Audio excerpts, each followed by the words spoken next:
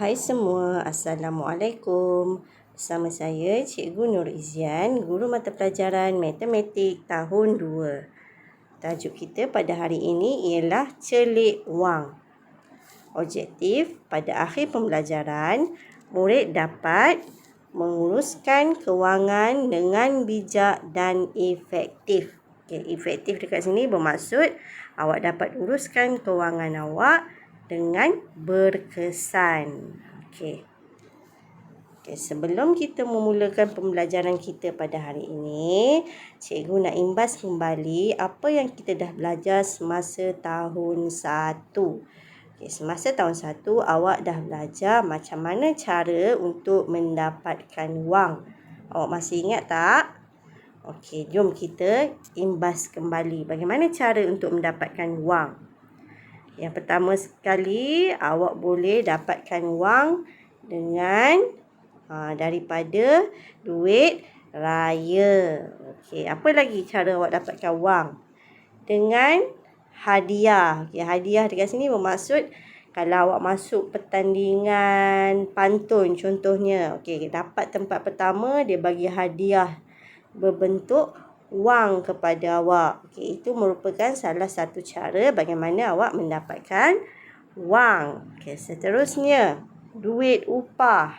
Contohnya, awak tolong ibu awak basuh pinggan. Kemudian, ibu awak bagi upah wang kepada awak. Itu pun salah satu cara untuk awak dapatkan wang.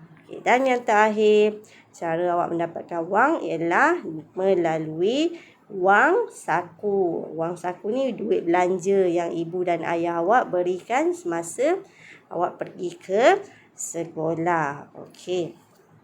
Bila awak dah dapat wang, awak mesti tahu untuk menguruskan kewangan awak dengan efektif ataupun dengan berkesan, ataupun awak mesti tahu uruskan kewangan awak secara bijak. Dekat sini cikgu bagi contoh dekat awak. Kita ada wang RM50. Jadi macam mana kita nak rancang kewangan kita supaya kewangan kita itu, pengurusan kewangan kita itu baik, yang terbaik untuk diri kita. Di sini kita tengok contoh yang pertama. Kewangan yang diuruskan oleh Mona. Ada RM50. Mona simpan RM30. Kemudian dia belanja buku cerita RM10. Dia beli roti RM2.40. Kemudian dia beli air harganya RM2.60. Dan kemudian dia derma kepada tabung surau RM5. Dekat sini ada dua kategori ya. Yang pertama ada simpanan dan yang kedua ada belanja. Mona simpan sebanyak RM30 dan baki RM20 dia belanja. Jadi keseluruhan wang yang telah digunakan adalah RM50. Tambah semua ni awak dapat RM50. Kalau kita tengok contoh yang pertama, Mona ada membuat simpanan. Kita tengok pengurusan kewangan yang kedua pula yang telah dibuat oleh Ah Seng. Ah Seng tidak menyimpan sebarang wang. Nampak tu Sifa kan? Sifa kan dia tak ada simpan sebarang wang. Semua wang RM50 yang diperolehinya dia belanjakan. Itu yang dia belanjakan. Permainan Lego dia beli RM40. Donat dia beli RM5 dan air dia beli RM5. Jadi keseluruhan wang yang digunakan adalah RM50. Beza antara pengurusan kewangan Mona dan Ah Seng ialah Mona mempunyai simpanan, manakala Ah Seng tidak mempunyai simpanan. Jadi antara kedua-dua pengurusan kewangan ini, siapakah yang menguruskan wangnya secara efektif ataupun secara bijak? Okey, ya.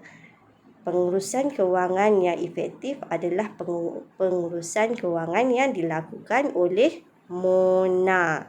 Okay, jadi setiap orang kalau nak uruskan kewangan awak, pastikan ada simpanan diselitkan. Kenapa pentingnya simpanan? Sebab wang yang awak simpan kita akan gunakan untuk hal-hal kecemasan ataupun sebarang hal untuk digunakan pada masa hadapan. Yang kita tak tahu apa akan jadi pada diri kita. Okey, boleh faham ya? Jadi lepas ni kalau awak nak uruskan kewangan awak, pastikan ada wang yang disimpan. Okey, boleh ya? Okey, cuba kita tengok buku teks. Muka surat 33. Buku teks matematik jilid 2, muka surat 33. Okey, dekat situ dia ada bagi perbualan di antara guru dan juga Zarif. Okay, dia kata dekat situ, Zarif menang hadiah RM300. Jadi bagaimana cara Zarif mendapatkan wang? Dengan menyertai pertandingan dan dia dapat hadiah. Pertandingan apa yang dia sertai tu? Pertandingan bijak matematik. Okay, dia dapat wang RM300. Okay, terima kasih Puan Tahniah. Okay. Kemudian apa yang terjadi bila dia balik rumah? Bila dia balik rumah, dia beritahu ayahnya, saya nak simpan RM200, ayah. Ya, ayahnya berkata, bagus Zarif. Jadi sekarang Zarif perlu merancang wang untuk disimpan dan dibelanjakan. Kita tengok macam mana Zarif rancang wang dia, urus kewangan dia. Okay. Dia dapat hadiah wang RM300. Okay, dia simpan di bank RM200. Kemudian ada baki lagi RM100 kan. Okay, RM100 tu dia beli buku harganya RM50. Kemudian dia beli permainan harganya RM40. Dan yang terakhir dia derma anak yatim RM10. Okay, jadi inilah pengurusan kewangan yang dilakukan oleh Zarif. Jadi soalannya di sini, adakah Zarif bijak mengurus wangnya? Mengapa? Cuba awak fikir. Awak rasa dia bijak ke tak bijak menguruskan wangnya? Okay, jawapannya, ya, Zarif bijak mengurus wangnya. Kenapa? Sebab Zarif dia ada wang yang disimpan. Okey, dia simpan dulu RM200. Kemudian baki wang dia RM100, baru dia buat belanja.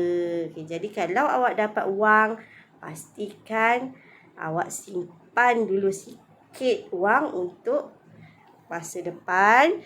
Kemudian selebihnya baru awak belanja. Okay, jangan sekali-kali awak apabila dapat wang, jangan sekali-kali belanjakan semuanya tanpa menyimpan.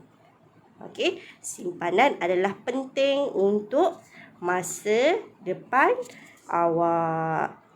Okey, jadi untuk latihan awak pada hari ini, cikgu nak awak buat buku aktiviti matematik muka surat 111.